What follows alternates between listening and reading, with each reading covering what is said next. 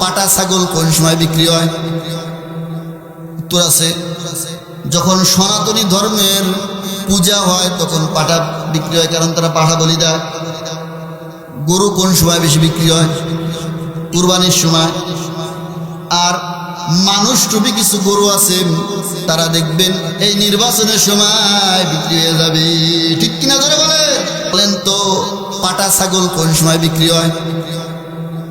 উত্তর আছে, যখন সনাতনী ধর্মের পূজা হয় তখন পাটা বিক্রি হয়, কারণ তারা পাঠা বলি দেয়।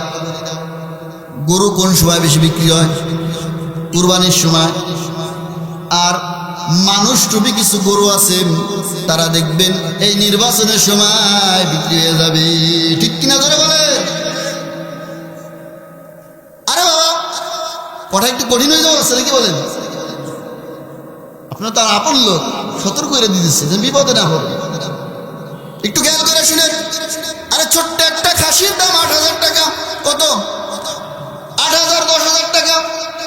আর আপনি আশরাফুল মাখলুকাত, সৃষ্টির সেরা আপনাকে আমাকে যখন আল্লাহ বানাইছেন, অল বডি ফেরেশতা দিয়ে বানাইয়া, যখন কপাল বানানোর জায়গায় আল্লাহ কয় আমি এটা হাত লাগায় বানাই।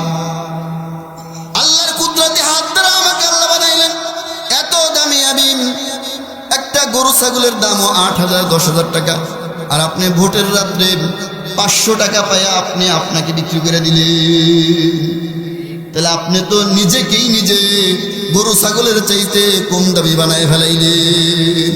আল্লাহ আমাদের বুঝার তৌফিক দান।